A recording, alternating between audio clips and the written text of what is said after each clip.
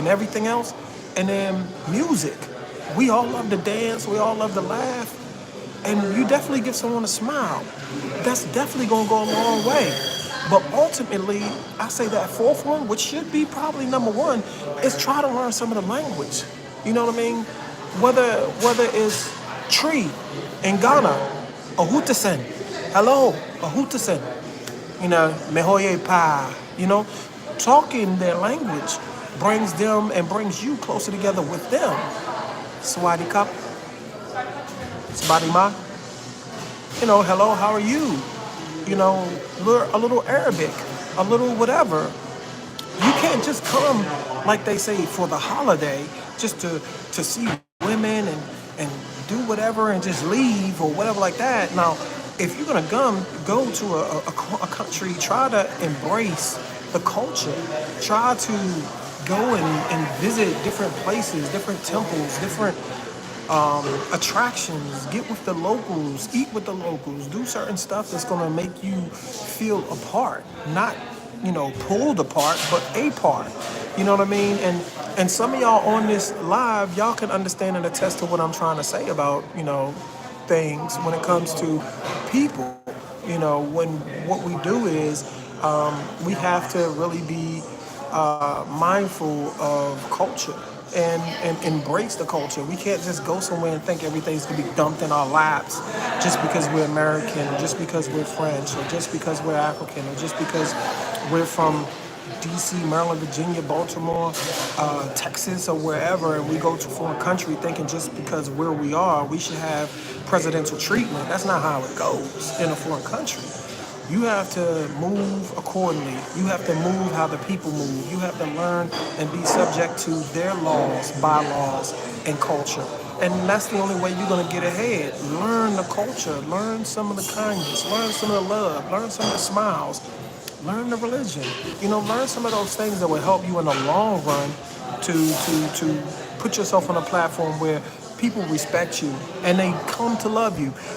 My terms in certain places, and I'm gonna say this, I think I've been to like 10 countries, and I think out of the longest stay in the country, the second longest stay, I say the second longest stay in the country was me being in Thailand.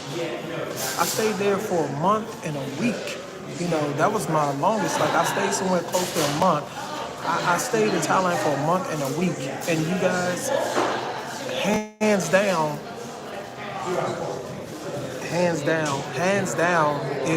if you haven't been to Thailand, or if some of y'all may have met me, and I see some cool people in here that, man, for one, Lex, I hope your leg, I hope you feel better. And if y'all not following me on Instagram, follow me on Instagram too. That's another social platform that I use, and y'all personally get to see me. You personally get to talk to me right now, and see me in my live form with my tea, matcha tea, green tea, coffees or water. And I don't know, I always like being here, doing some of my videos sometimes, and sometimes I may be at other places. Maybe by art mural downtown or something fresh, something different, something kind of inner city. You know what I mean? Because that's pretty much who I am. Like I'm pretty much a city kind of person, but I love people, and you have to love people to do some of the things I've done in my life, career, and entertainment-wise. You have to be able to love people to communicate. Also. I'm a NA1, NA2 med tech license, so I know a lot about nursing. So if you're choking or something, I can save you too.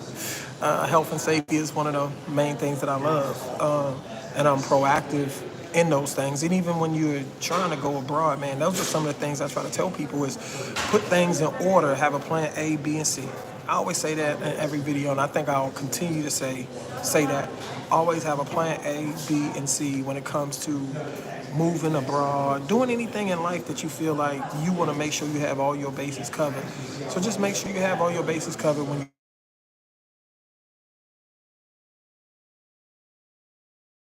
Yeah, I think I'll stay on here for a couple more minutes, but I do think every